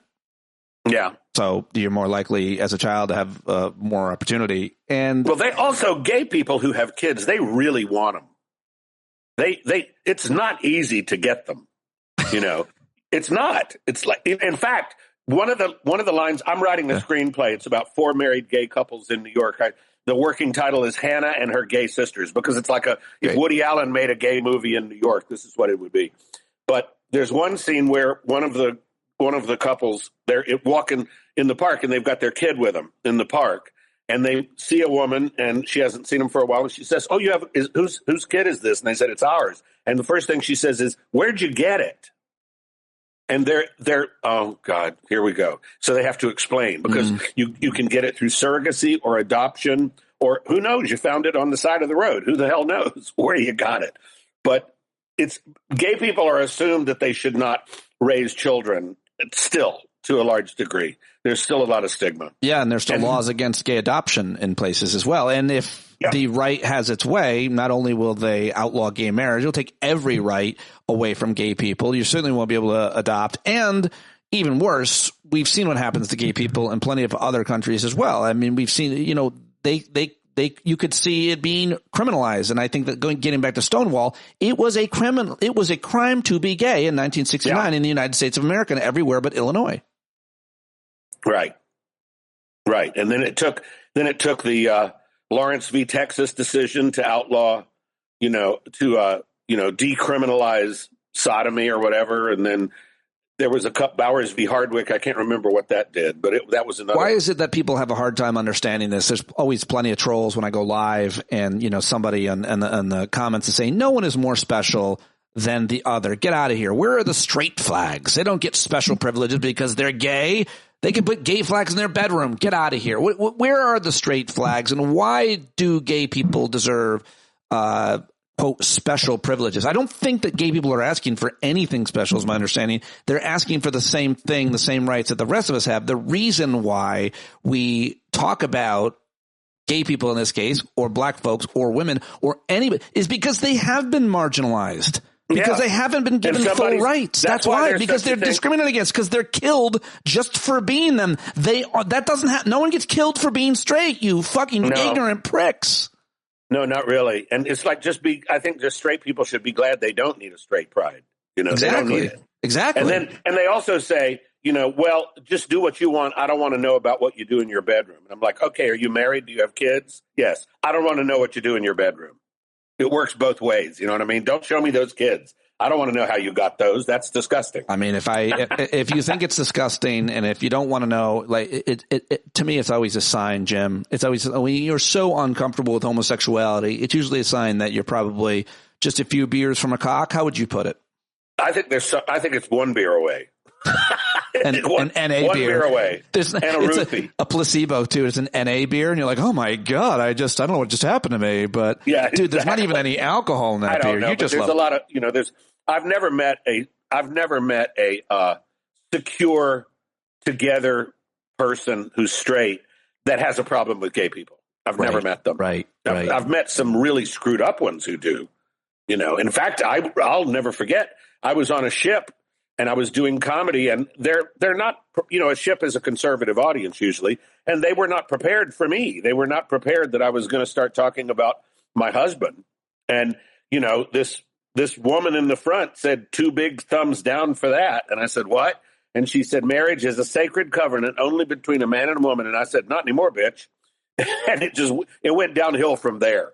But it was really funny. How long ago was that? That was about 8 or 9 years ago. Oh, okay. Well, that's good. How often does this happen now in the era of MAGA, when you are traveling, when you're still doing cruises, when you're in places where there's more likely a mixed group of ideologies, if you will? Usually it's okay. Sometimes I get the isolated complaint. That still happens because they can't believe I even brought it up. Because I talk about, look, it's funny. I'm going to talk about my life. And as one of the ways I introduce it is I'll say, when Dan and I got married, it was in 2012 when they legalized it here in New York. Thank you, Andrew Cuomo, for that. He worked his tail off to make that happen. But we were on the same insurance, because he's got a real job. And so I was on his insurance at work. And then after they legalized marriage equality, the insurance company said, we're not going to insure domestic partners anymore. You have to be legally married. So I was forced into a gay marriage by Empire Blue Cross Blue Shield of the state of New York. So they made us get married. It's really scary what's happening in the country vis-a-vis LGBT rights. What do you want to say about the transgender movement, the world, the discrimination there has been against transgender youth and so on? Like, when did this issue come up for you? How do you see it, and the way it's animated the movement, and the way that it's really, I think, been a huge success, a boon for the right to use, to discriminate, to threaten, and try to marginalize trans youth especially? What are your thoughts on the T? I think that this all started after marriage equality happened, the anti-trans stuff. Because what happened was, I'm convinced the right gets their talking points, and they all go on Twitter and everything and do the same, complaints every day. But somebody started, and I think somebody actually said this at a meeting, that like we've lost on gay marriage, but we don't have to lose on transgender people, because we don't want men in women's spaces. We don't want biological men in women's spaces. I can understand that. I do. You know, it can be uncomfortable, but I've never met a transgender woman that you can tell. And I've met a bunch of them here in New York, and I've never met one that you can actually tell this was born a man. And I have a comedian friend. His name is Ian Harvey. Do you know who he is? No. Ian. Well, Ian is a transgender male comedian, and I've worked with him a couple of times, and you would never know looking at him that he was born a woman. He's got a beard. He's handsome. He's, you know, you just never know. And I saw a lot of the trans servicemen. You wouldn't know. Yeah. They fit right in. And most of the time, you know, I do think that transgender people themselves need to do a better job of explaining what it means to be trans, because I think that a lot of people don't understand that. They just don't I mean, they can understand how I am attracted to the same sex. They're beginning to get. But as far as somebody changing their physical body, I don't think that burden should be put on trans people themselves. I mean, like, why should they have to answer all of our questions? And, you know, shouldn't we have the burden of that if I have an issue with it? You know, there's lots of ways. It just feels almost like, you know, asking a black person to explain or a gay person to explain. Like, when you say that the trans community needs to do a better job explaining, it sounds like that it shouldn't necessarily be their responsibility. I'm not sure. Well, what I mean by that is, I think that we don't understand their lives. Fair enough. Yes, and no doubt. And I think that they need to tell us more about their lives. Okay. That's it. And just how they came to be what they are. Because then, see, like, for example, Ian, the comedian, I said to him when I first met him, I said, listen, and this is like 15 years ago. He's from Maine. We used to work together at the Comedy Connection in Portland, Maine. You know, that wonderful old club? Oh, yeah. Where I recorded my first 2 albums. Oh, really? Yeah. Oh, interesting. They were recorded right in Maine. Huh. But I said to Ian, I said, listen, could you please assume that I'm stupid and that I'm backward and bigoted, and just tell me what it means to be trans. Tell me how you got here. And he said, I will always be biologically female. That will not change. But since I'm a little person, I felt like a guy. I felt like a guy all my life. I never felt like a girl, ever. I felt like I was, you know, I'm biologically a female, but in my head, I'm a man. And that is how I've chosen to identify. And I got that. I said, okay, I mean, that makes sense to me, you know, and I just want to hear more of that. I'm not saying that we should put the burden on the trans people at all, because I don't want to get hate mail, you know. But I think that also people need to nobody cares. I mean, what do you care if somebody is transgender? What do you care? To me, it's like referring to a transgender by their chosen gender, like by their chosen pronoun, is like saying, I'm going to call you Pete because that's your name. You know what I mean? I don't, of course. Yeah, it's preposterous. One of the most preposterous things that they've actually done, people talk about taking your rights away. You mentioned this a moment ago, but they have made it illegal to be openly trans and serve in the military. Yeah. And the reason for it is one of the reasons they say is because some trans people are on hormone replacement or drugs of any sort of medication. And it's the dumbest thing in the world, because so is probably the fucking rest of the military. They're probably all on Xanax or any number of medications. It doesn't disqualify you from service. And most people in the military, by the way, okay, they're all in harm's way. If you're in uniform, blah, blah, blah, blah, blah. Thank you for your service. But I mean, let's be honest. Most of the people that are in the military are not necessarily in harm's way. They're working any number of jobs, logistics or something else. And their gender identity doesn't mean anything. And I could make the same case for those in combat. It's the same argument they made, an anti-gay argument about those. I used to do so many jokes about that back before Don't Ask, Don't Tell, when it was still in place. Like that mattered. Like, you'd be in a firefight and somehow, I think I used to say, Jim, I think there's one scenario where it would be a problem where I'm a gay guy, I'm in a firefight, and 2 guys go down, and there's only room for one of them in the helicopter. I can only take one of them back. I'm going to take Roger because he's sucking my dick. I'm sorry, Mike. There's not enough room in the helicopter. That I think that would blur my choice. I'm taking the guy. I did a joke about how we'd have it'd be great if we had an all gay army. Instead of singing army songs, they'd sing show tunes. Instead of saying, I don't know what I believe, they'd be going, you'll be swell. You'll be Yeah, that would really scare the enemy. Gonna have the whole world on a 1, 2, 3, starting here. That's awesome. But I think it's just another one of those, the trans ban in the military is just another one of those things that's based on prejudice. It's not based on science. It's not based on whether or not the trans people are qualified, because they are. It's just based on bigotry. That's it. Yes. And Pete Hegseth is all this performative masculinity. So bad. It's like he just the other day he was speaking to a military gathering and he said, no, there's no more DEI, no more dudes in dresses. It's like, what? I don't understand. Let me ask you, why. That brings up another issue. I wasn't thinking of talking about this with you today, but it does bring up another, just in general, just when you talk about performative masculinity, but let's just talk about just general masculinity and just how hard a lot of men have of sharing their emotions, of being vulnerable, very scared to be seen as weak, to be seen crying, to be seen as anything that might be feminine or gay, right? What is it about, what about in the gay male world? How much do those types of stereotypes and ideas hold men back from sharing their emotions? I'm sure it's a generalized thing to a certain extent, but at the same time, when you're not worried about being seen as feminine or about being seen as gay, and there's just a probably disproportionate amount of gay men, certainly those that are more confident, even more educated, I suppose, that are more comfortable in their emotions, whatever those emotions might be. Do you know what I'm driving at? What's it like for gay men?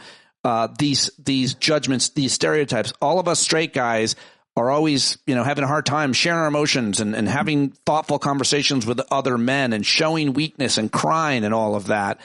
But it doesn't seem like gay men have as hard of a time with that. Well, none of the gay men in my circles have a hard time with it. Why? But I have met them.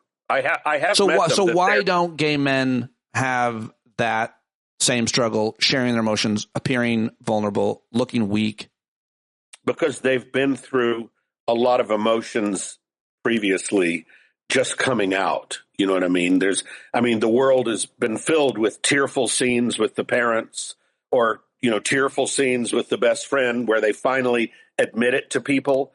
And then all of a sudden, the floodgates are open and they can be themselves and they can share themselves. It's interesting you brought up Heated Rivalry before. One of the reasons why so many straight women love that show is because it shows two guys showing emotion. And it shows two guys being intimate. And they don't want to think about whether or not the actors themselves are gay because it doesn't really matter. But the fact that it shows these two great-looking athletic jocks and they're being vulnerable. And did you see the show Heated Rivalry? I will not watch it. You won't? Now, I hear there's a lot of gay stuff in it. It's loaded with gay stuff. Are you kidding? They should have an OnlyFans. My friend Kevin, who a lot of listeners know, openly gay guy, he said that show literally got him out of a deep, dark depression, and he's watched it 8 times. He says it's the greatest. I really do need to watch it. I just need to watch it just out of respect for him, much less the other reviews that it's getting. I haven't yet, but it's a very, I will say this. It's a very, aside from the gay subject matter, it's a brilliantly directed and acted and put together piece. And whoever is the director and the director of photography, they've made something in Canada on a low budget look like a major motion picture. It's really, really well done. And it's very well cast. And, the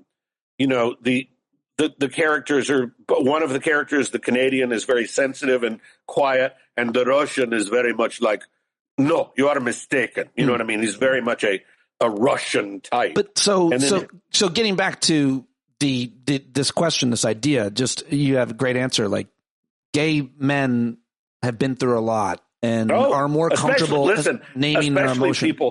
Especially people my age. Yeah, talk to me about men your age who are openly gay or who are gay and what you've seen. Who are still alive.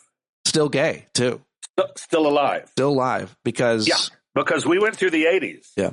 I moved to New York when I got out of college in 1977. And in 1981, there was all of a sudden an article in the New York Times that said rare cancer seen in 41 homosexuals. And then that was the beginning of the AIDS crisis. And so anybody who went through that, it was a very horrible time because you lost your best friends and you didn't know if you were going to get it. And so that was a heavy emotional time. And so gay men tend to bond with each other emotionally because sometimes they come from families that are not. I mean, I just met a couple and they're getting married, and one of the families won't come to the wedding because they're religious fanatics. So they won't come. So, I mean, gay men have been through a lot. I mean, I kind of feel for straight men in some regards because you're expected to be the breadwinner. Old stereotypes have died very hard in this country, and they're trying to bring them back during this Neanderthal. Yeah. I mean, they're trying to put us all the way forward to 1925. I do, but I want to just drill down on this one more time because I think it's a really important issue for quote straight men, which is we could learn a lot from our gay brothers about talking about our emotions, about being vulnerable. This is something that I talk about a lot, Jim, with other men, and you could be the most pro-gay ally, but still not be able to express yourself, be vulnerable, be honest with yourself, be weak. I've talked recently, plenty of times how I'm separated now and how it was my ex-wife's decision and it felt like rejection and it was horrible. It was humiliating and I didn't want it. And it made me so insecure. Like I need to be able to talk about that with other people and not feel shame or embarrassment. But that is not a common thing for us, is what I'm saying. No. We don't have any. I mean, I don't have any problems. I mean, I wear my emotions on my sleeve all the time, and I have, whenever my husband goes out, if he's not home by 7 when he said he was going to be, 15 minutes later, I'm ready to call the hospital. I have these abandonment issues. I don't know why. I have all these issues that I don't know where they came from because I never was abandoned by anybody, ever. No, never. But I still think, and I also think, I mean, I've been upper middle class my entire life. My parents, my father was a very good provider. We lived in an upper middle class home in North Carolina. I've never gone without money in my I've made my living as a comedian this is my 40th year in comedy. That's amazing. Congratulations, Jim. Thank you. And I've made my living for 39 years at it. And I've never suffered financially, but I always think I'm going to be in the poorhouse. Yeah. I always think I'm going to end up living at the Port Authority bus terminal. That's really, and you don't know why, because you've always, I don't know. But both of these issues that you struggle with a little bit, at least, are this is the point. You can talk about them and not feel shame and not feel embarrassment. This is like so many men can't talk about their fears about their financial security or abandonment issues or any number of other things dealing with their anxiety. They can't name emotions, and even if they could, they wouldn't want to because it would appear to be less than. There's a great documentary about Woody Allen. It's a 2-part documentary that was on American Masters on PBS. And at the end of it, he says, I have achieved every single thing I wanted to in my life. I wanted to be a film actor, and I became one. I wanted to be a director, and I became one. I wanted to play the clarinet, and now I played it all over the world. There is not one thing I've ever wanted to do in my life that I haven't achieved. But somehow, why did I feel like I got screwed? He feels like he got screwed. Well, he hasn't got screwed enough by the world, if you ask me. But still, that's a good. I like that point that he's making. By the way, I've said that about myself at 50. I've done like everything I wanted to do in my life and my career. Now the rest is awesome. Like I'm excited for whatever comes next, and I am worried about losing what I've gained. But it's not many people can say that. But I don't want to worry about losing it all every day, all the time. But it's a normal concern that a lot of us have, and we should talk. It's just a normal concern. Yes, also, I mean, when I lost my job at Sirius, how broken I was. It was horrible for me. Yeah, it's still hard to not have a corporate gig, to be self-employed. That's true of anybody who's self-employed. they know what I mean. But you have to be able to talk about it openly and not feel shame around being laid off or your marriage or relationship ending or issues you're having with your kids or drugs or any other number of issues. There are all these support groups here in New York for people in show business that are like AA meetings. Mm-hmm. Really? Where they just come, they come to get together and talk about the struggles they're having with their career. Wow. Because everybody has struggles in show business. Yeah. Everybody has struggles, period. Everything falls apart for everyone at some point. But unless you have had a major success like my friend Ray Romano, who, I was at the Comedy Cellar and he was in there and everybody knew who he was and everybody knew who he was on the street. And I said, how do you deal with all these people knowing who you are? And he said, having $250 million helps. and then I said to him, Ray, I said, I've never really cared about being famous. I really haven't. Yeah. And he said, oh, so then it's going well for you. That's great. While we're doing those types of name drops, not name drops, but like you've seen everybody come through, every single comic. Everybody. I know most of them. All the ones of my generation. Certainly. All the ones of your generation. The young ones that are in the clubs now, I know only a few of them. But who is another person who never really changed or is still a class act when they see you? They don't forget you. They don't forget your name. They don't forget the struggle of what it's like to be a comic. Give me another one or two. Louis Black, Louis C.K. Yeah. Chris Rock. I've known these since they're babies. Yeah. Yeah. They're all pretty nice. Yeah. There's only a couple who I don't want to mention who are kind of. Yeah. I wouldn't ask you to lambaste. What's the difference between female comedians and male comedians? You want to take that generalization on? One of the things I feel like that is true of the generalization that a lot of male comedians, certainly a lot of straight guys, they definitely get into it or they definitely use it to get laid. And female comedians are definitely not doing it to get laid. I don't know about gay comedians, but what do you think? What stereotype do you want to back up? What generalization do you think is accurate? Well, I think the stereotype that women have to struggle harder to be recognized than men is very true. I think for a long time, back in the day, female comedians had to make themselves kind of grotesque clowns to get, like Phyllis Diller or Toady Fields or Joan Rivers. They had to be loud and brash and crazy, and like Phyllis Diller had the hair, with the cigarette, and she was like this wacky housewife, and Roseanne was like the housewife to the 10th power, But now you have people like Nikki Glaser, who's not afraid to be just a feminine woman. And and with a mouth on her. Yes, and so many other young women comedians whose names most people don't know, but are out there in the clubs and pretty courageous. There's lots of them. Yeah. There's lots of them. But female comedians have suffered much more discrimination than male comedians, because it's like a lot of the time an audience in a regional club doesn't even want to see a female comedian on the show. Right. You think women are funny, Jim? Yes, they're hilarious. The reason I got into comedy was because of Roseanne. When I saw her, when I saw her, I wanted to be a comedian around be a comedian around 1985, 1986, but I didn't know how to do it. I didn't know. It's like, well, who am I up there? Am I Jackie Mason? Am I Rodney Dangerfield? What character? I thought I had to be a character. And then when Roseanne did her first spot on The Tonight Show, she came out and just said, I never go no place. I never do nothing ever because I'm a housewife. I hate that term. I prefer domestic goddess. And just the way that she did it was so authentic. Yeah. And she was so much herself, talking about her family. My husband said I need more space, so I locked him outside. Just stuff like that. Yeah. I went, so I can be myself on stage. I don't have to be a character. So that was the reason. That was what gave me the impetus to get started, was seeing Roseanne do that. Then I saw her a few years later at Catch a Rising Star, and I told her that story. And I said, I just wanted to tell you that you're the reason I got into comedy because blah, blah, blah. And she goes, oh, yeah? Thanks. And that was it. That happened with me and Dana Carvey.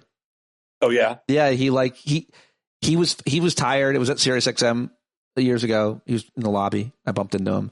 He didn't know who I was, but I told him, you're the reason I got into comedy. He's like, oh, man, that's great. And I'm like, it wasn't, don't meet your heroes kind of moment. Like, I don't know what I expected. Well, my heroes when I was starting out were Jonathan Winters, who's nobody knows about him now, and Phyllis Diller and Lily Tomlin and Rodney Dangerfield. Sure. And one night I was at Dangerfield's, and it was you've worked there. Oh, for years I worked at Dangerfield's. You know what a zoo that club I did could be. 1,000 sets at Dangerfield's. But it could be a real zoo. Oh, yeah, hell yeah. Because it was a bridge, what we call the bridge and tunnel crowd. It was a lot of yahoos from Staten Island in there. Make me fucking laugh. It's that kind of thing. But it was one of those nights where I was killing. It was a really good night. And the audience was full, and they were hanging on to my every word. Then I walked out in the lobby, and there was Rodney. And he comes over to me and he says, what's your name? And I said, Jim David. And he said, oh, you're very funny. I seen you in there getting big laughs. And then he walked away. And I will never forget that as long as I live. One of my idols told me that I was funny. That's great. That is a great story. Did you ever meet or work with Joan Rivers? I got to work with her a little bit. I worked with. Yeah. She was a class act. She was so great. She was extremely nice to younger comedians. She was so nice to me. She had me open for her. I warmed up a pilot, a Comedy Central pilot of hers. And then she asked me to open for her at one gig she did in Atlantic City, 1,200 people. And I bombed.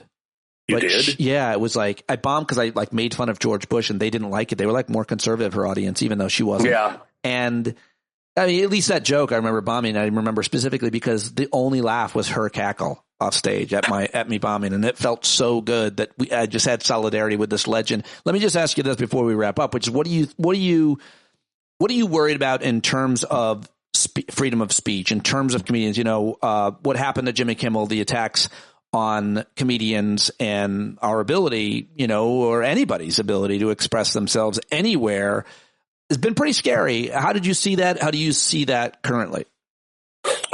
We're still in trouble because we have a president who cannot take a joke. He cannot. And if he heard some of the things that I say about him on stage, he'd come after me. And even though, because I'm not even famous, you know what I mean? But he would come after me. So we're under a lot of pressure. I have felt censorship for the first time in my career over the last 2 years, from people on ships, from people in clubs, corporate events, definitely. Sure. No politics. Don't mention any politics.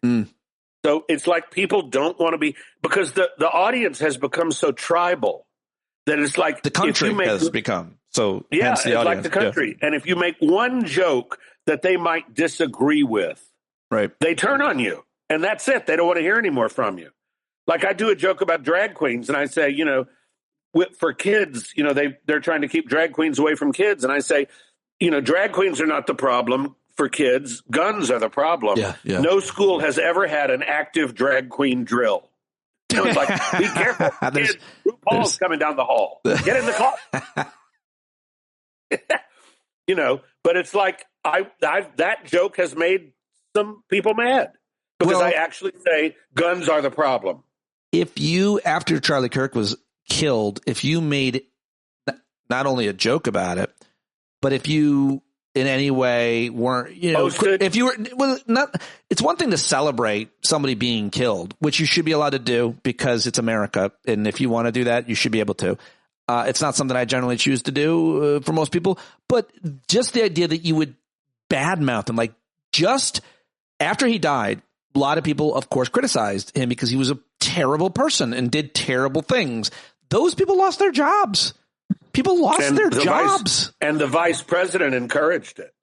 Oh, no doubt. Yeah, no doubt about it. And all these people are encouraged. So this is why we're just in a very, very difficult time right now because, we have leaders who, they would never admit that they're fascist, but they are. Well, they don't know that they're fascist, but they don't know that they don't know what it is. They know that they don't like guardrails. It's authoritarian. They must know that they hate the law and checks and balances because anytime someone tells you you can't do that, you can't have that, they take it like rapists do.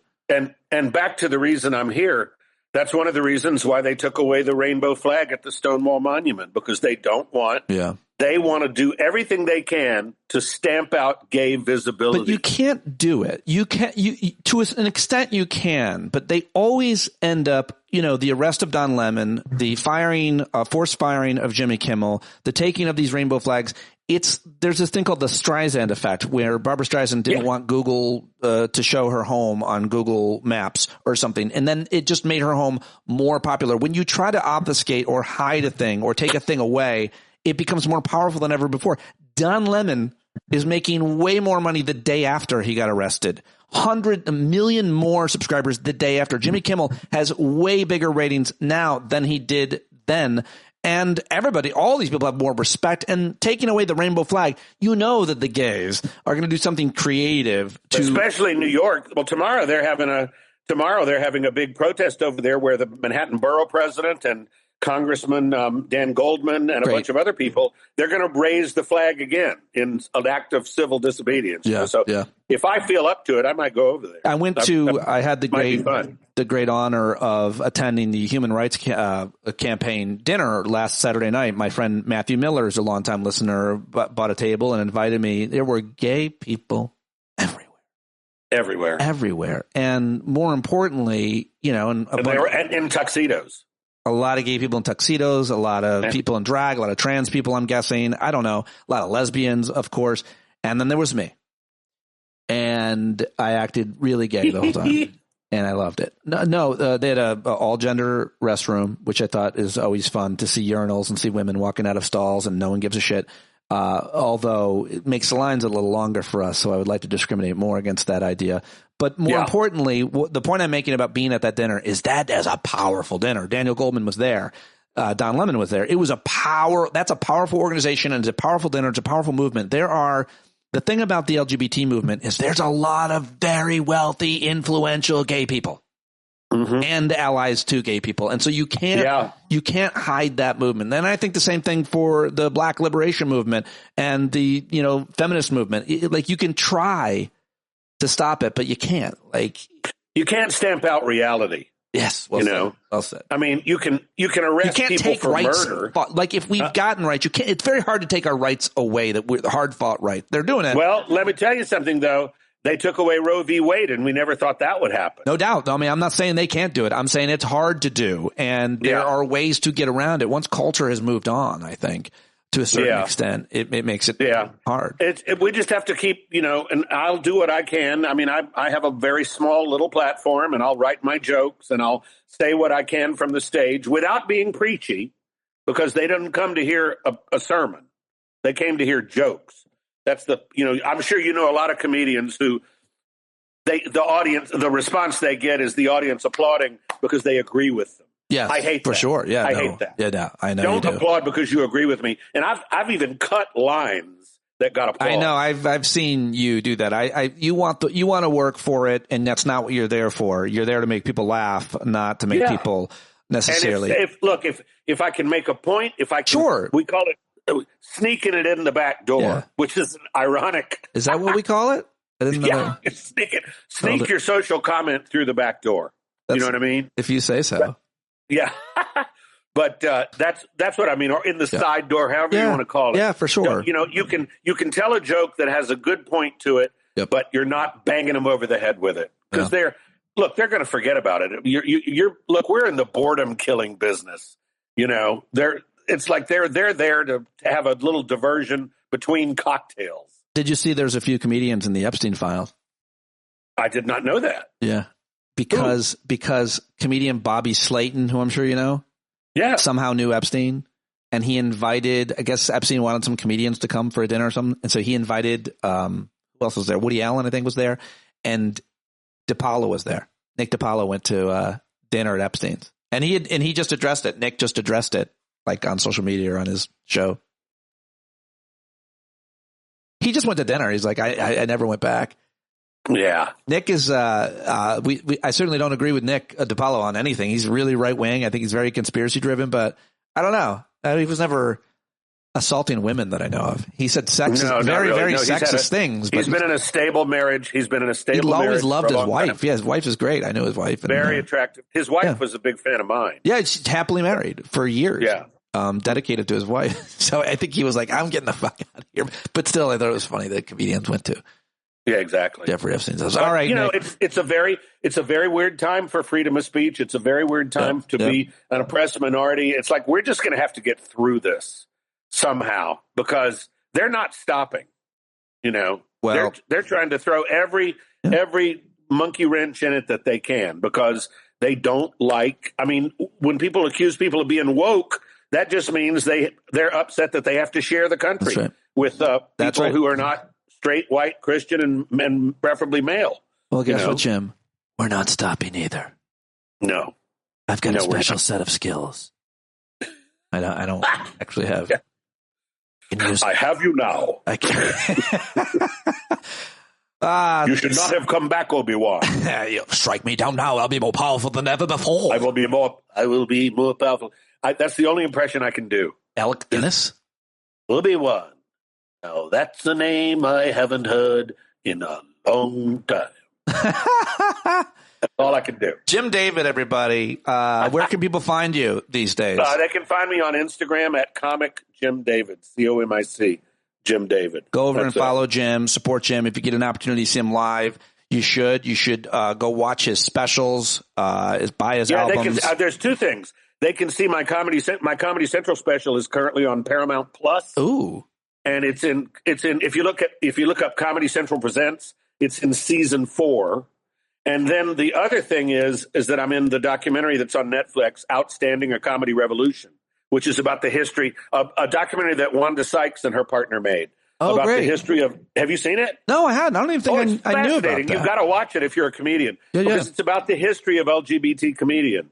It's called Outstanding, and I'm in it because I'm history. Well, I love it. I'm looking forward to that, and I'm so happy to catch up with you and have you join me today. Thank you very much for being here, Jim. Really great. Thank you. All right, everybody. Thanks for watching live, and I will talk to you all later. Really appreciate it very much. All right. Comedian Jim David. I hope you like that. I hope that you will go tell Jim that you heard him here on the show. Let him know. We've got a lot of folks listening. I know a lot of you were watching it live yesterday. Hello, Desiree. Hello, Rachel. And hello, all of you bumblebees listening all the way to the end. ComicJimDavid.com is his website if you want to go find out more about him. Follow him on Facebook and Instagram, etc. That's all I've got for you today. I hope to see you tonight live at the Hangout. If you're a paid subscriber, please join us live at tonight's Hangout. We always have a great time and a great conversation, and a lot of laughs, a lot of commiserating, a lot of connecting. You never have to be alone if you're a member of the stand-up community. Join now, patreon.com/Pete Dominic, and hang out with us on the Discord platform. And that's it. That's all I've got for you. That's all I've got for you. I will talk to you later, and I'll be live at 4 and 5 p.m. As of now, that could change. We will see. And thank you very much for your support. Thank you for being here, for being you. Be the change you want to see in the world like John Carroll is every day. Grammy Award-winning singer-songwriter, writes all of our music. Go support him at johncarroll.org. Take it away, brother. Keep right on ignoring us if we keep sitting tight. You got to open up the window to let in some light. You got to stand up. That's right. You got to rise up. You got to stand up. You got to stare the devil straight in the eye. We got to let him know it's his turn to go. See it clear when all you hear is a lie. Don't get up off of your butt, get down off of your fence.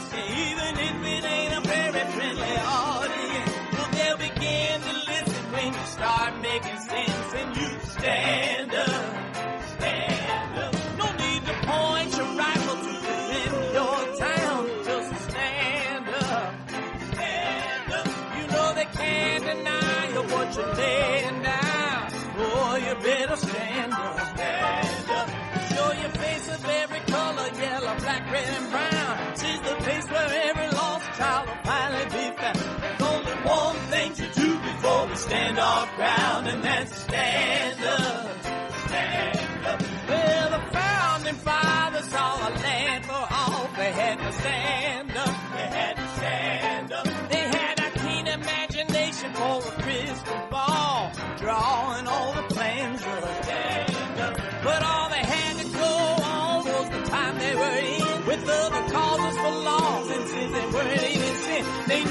change was gonna come before the change could begin. They had to stand up. All right, they had to stand up. We got to stand up. We got to look the devil square in the eye. We gotta let him know it's his time to go and make it clear when all we hear is a lie. Why you lying awake wondering where the money all went? It'll be the cost of freedom that'll go unspent. You can see him flee the scene of that experiment if you stand up. All right, we got to speak up, we got to reach up and raise your voice in every way you know how. Don't be toes up, you got to show up. Ain't no better time to do it but now. No need to pledge allegiance to no wanton tribe. Rise up, show obedience to the voice inside, and listen well and it'll tell you not to run and hide. It says stand